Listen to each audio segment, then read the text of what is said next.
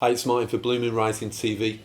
This is the preview of Manchester City versus Liverpool for this weekend's game. We're here at Redmen TV with Paul and Chris to get their thoughts on the game. Pivotal game for both teams for different reasons. Chris, what's your take on the game and how do you see it going? It's massive for us. It's a huge game. Obviously, we're just coming off the back of a game against Besiktas in the Europa League. Short rest period in between. So, you know... You can sleep on the plane, it's fine. Yeah, but it's about... I just hope that before the game we had the game plan set up for City and Rodgers had a little bit of time to coach something for City. I think Liverpool have got to go out there and attack Manchester City. You know, I think the only way that you really beat them is by going at them and going full hog at them. And, you know, I think if we can get Coutinho, Sterling and Sturridge on the pitch all at the same time, then I think we attack the centre of your defence, because I think that's where the weakness lies at the moment. Paul, coming into this game, if we'd have come into it a couple of months ago, I think as City fans we'd have been possibly rubbing our hands, but we know the task coming to Anfield. What's your take on it? Because the form now with Rodgers has really improved dramatically. I mean, if we're going to go full hog, I think we should go whole tilt as well. Yeah, look, I think you're right. I think Liverpool have turned that magical corner. I mean, we'd said it so many times, so many false dawns as the season's gone on. But it does appear like we've found a settled way of playing football. We're now not conceding goals. We're playing better football.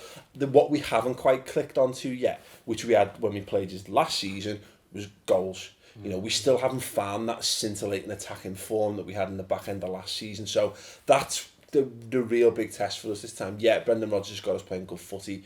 He's returned the tide of opinion that I think had started to sort of slip against him. But as I say, what we don't have at the minute, Daniel Sturridge is back. It's great to see him back. He's not fully fit yet. He's not kind of found his groove as a centre forward, and the players around him are not free scoring, which maybe we were a bit spoiled last season. Yeah.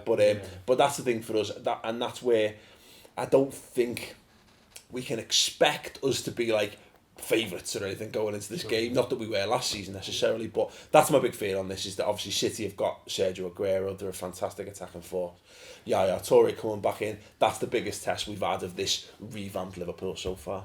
You talk about a revamped Liverpool. Last year it's Sturridge and Suarez. Now you've got the man, the myth, the legend, Mario Balotelli. Can you both try and give us some words on Balotelli, if you've got any to sum him up? He's not, like, he's just insane. I was saying, obviously before we recorded and stuff, I'm lucky enough to sit right by the dugouts at Anfield, and I was watching him throw chewing gum at opposition players on the bench, and you're just like, you know, what's the game? What is this about? Like, you know, the idea of a substitute for me is to, you know, you look at the players that are on the pitch who you're probably going to come up against, and you analyse how they're playing and how the best way to beat them is. No, Mario Balotelli's chucking his extra over at the other bench and laughing about it. Poking Fabio Borini in the ribs. Yeah, and that's it. And you're like, what on earth are you doing? How much are you paid? At least pretend to pay attention. Look forwards, at least, if you're not going to watch the game. Like, you know, I'm half expecting him to come out with a PSP. If he had, you know what, like he'd be the perfect example. If you know those glasses with eyes on them, have a little snooze. I'd imagine Balotelli would have them if you think you can get away with them. I mean, the thing is, you're saying that he's crazy. He's not. He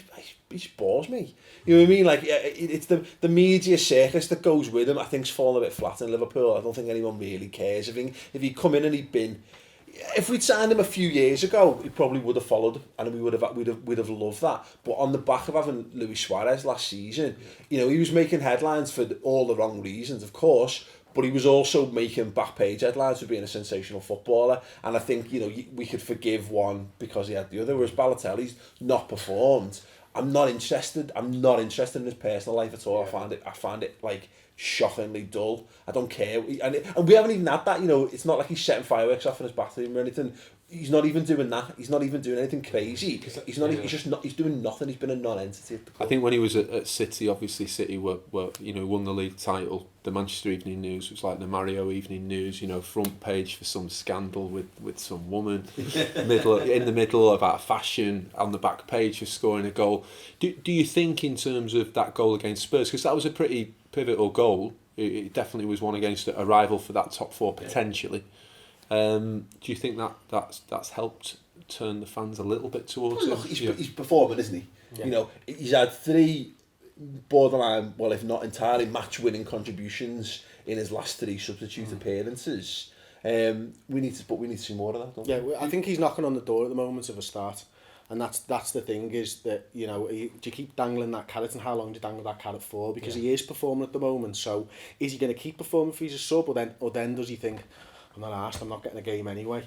Because that's the worry with him, is you think, at the moment he's playing for the first team place, but if we don't give him that first team place, I worry that his substitute appearances... There is no instructions that come with Mario Balotelli, are there? So there's no guarantee that anything will work and anything will continue to work. But, you know, you just said on our show that, you know, Brendan Rodgers seems to be working him out to some degree, but he's got to keep proving himself. So a brilliant picture someone had photoshopped with Mario Balotelli at the top, and he said, "I don't celebrate. Does a postman celebrate when he delivers the post?" And underneath it's got Brendan Rodgers saying the postman at least delivers the letters.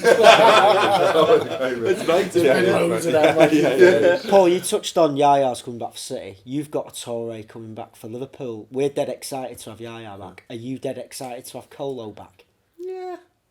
Sing the song. Well, at least we sing the song. Yeah, exactly. The song's going to be the highlight. That is the highlight of Kolo's time at Liverpool. I think mainly him singing it himself at the kit launch last season. But no, look, we love Kolo Toure to bits. He's great. Yeah, you know what we said about him though. He plays like a guy who's played alongside world class players, and it's probably slightly disrespectful because he's had a great career in his own right, but he's not a progressive centre half. Impersonating.